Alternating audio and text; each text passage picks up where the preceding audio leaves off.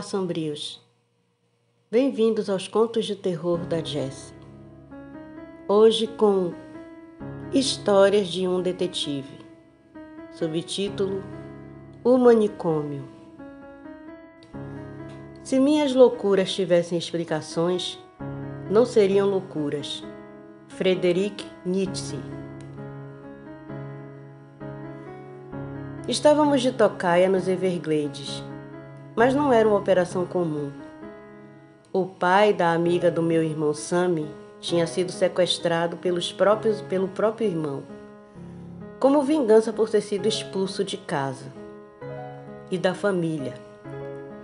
Então o indivíduo se uniu a um sanguessuga safado que queria dominar a área mais rica dos Everglades e atentou contra a própria família, incendiando a casa do irmão com a família dentro.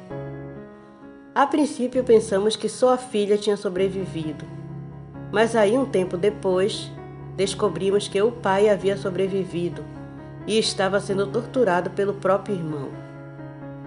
Então decidimos ir até lá salvar o pai da amiga do Sammy. Fomos disfarçados, pois eu já não era mais policial em Miami e minha carreira perfeita havia sido detonada. Ficamos ali de tocaia e não sei por que esse caso me veio à memória. Acho que o tédio da tocaia fez isso. Então perguntei para o Sammy: já esteve no manicômio, Sammy? Não, mas não deve ser um lugar muito bom para se visitar. Sammy falou fazendo círculos com a fumaça do cigarro. Não mesmo, irmão. Na verdade foi uma experiência muito tensa.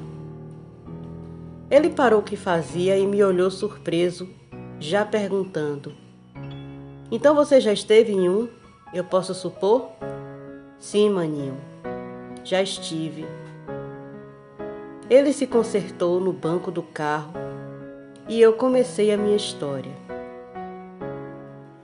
Na manhã dessa ocorrência eu ainda estava me arrumando quando meu celular tocou. Era meu antigo chefe, o que foi obrigado a se aposentar. Bom dia, Lewis. Bom dia, chefe. Algum problema? Tenho um caso, mas quero que você resolva pessoalmente. Não confio em outro para fazer isso. Tudo bem, me diga do que se trata.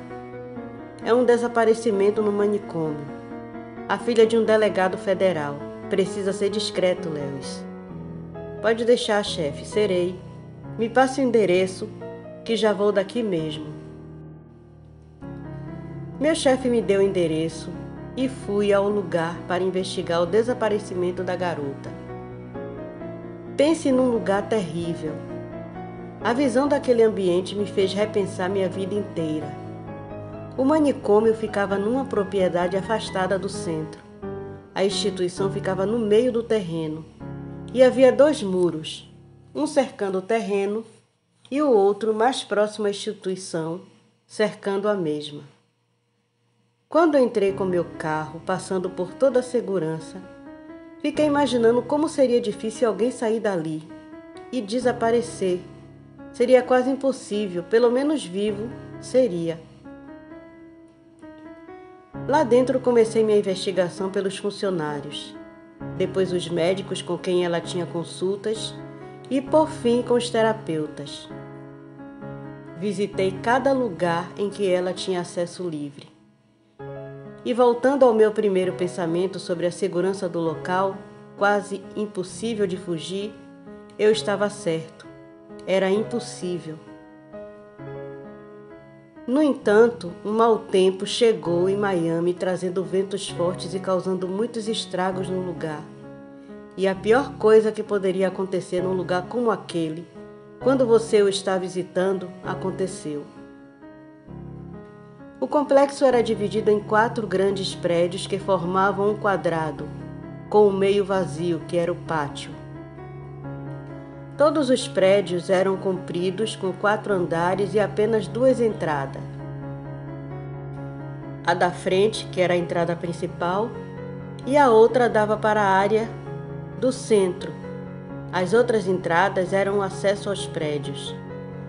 Estes eram divididos em alas. A, B e C, onde ficavam os escritórios, as salas de consulta e terapias e os quartos. A ala A era de doentes considerados inofensivos. A ala B para doentes que apresentavam um grau mínimo de periculosidade.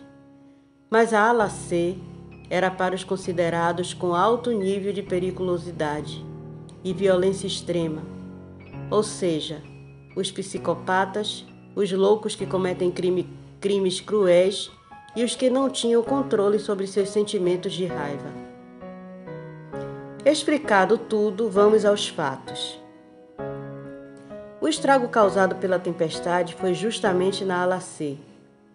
Uma árvore centenária caiu sobre o complexo, causando grandes estragos e levando muitos dos loucos que estavam lá a fugirem.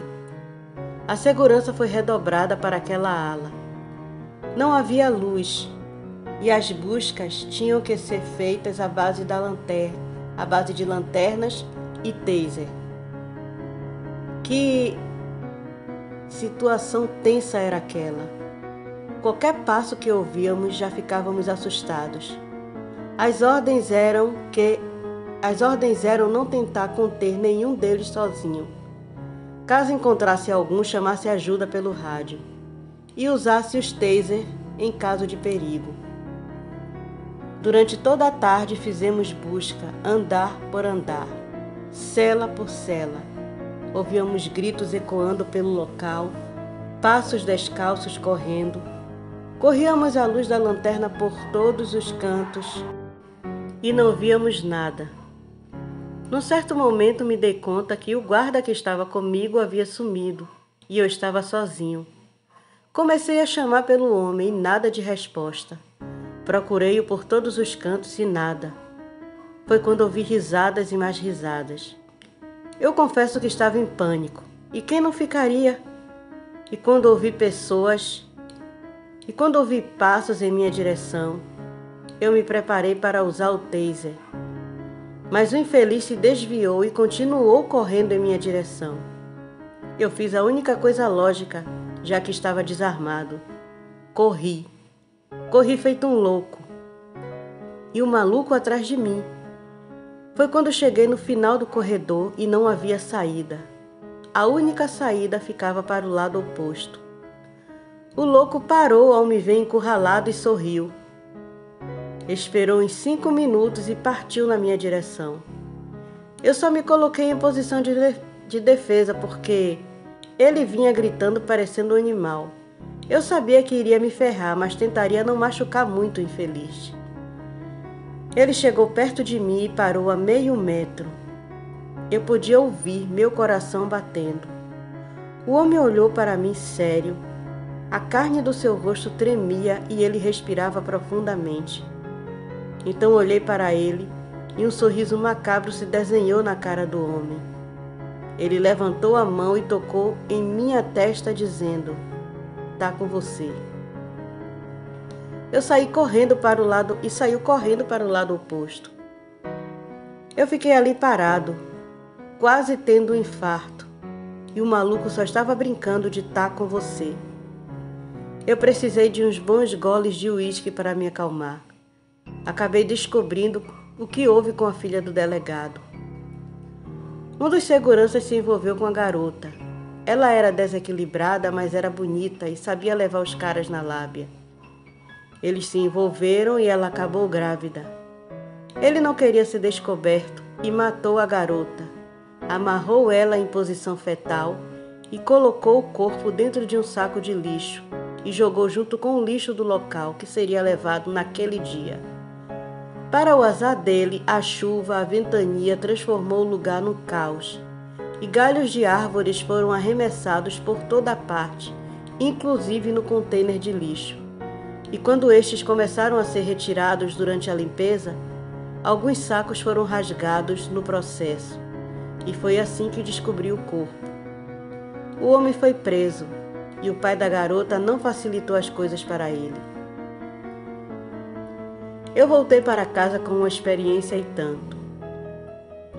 Quando terminei minha história apavorante e constrangedora, Sam estava passando mal de tanto rir. Mas falando sério, eu não desejo uma situação dessa para ninguém. Quanto à tocaia, essa foi bem sucedida, mas isso eu conto em uma outra oportunidade. O justiceiro que está em mim saúda o justiceiro que está em você. Até a próxima. Obrigado por escutarem até aqui. Apoiem o canal curtindo, compartilhando, se inscrevendo. É um gesto simples, mas muito importante para mim e ajuda no crescimento do canal. Convide seus amigos para conhecerem o conteúdo. E você que vem até aqui, mas ainda não é um inscrito, considere a oportunidade de se inscrever e fazer parte da família de Sombrios. E até a próxima.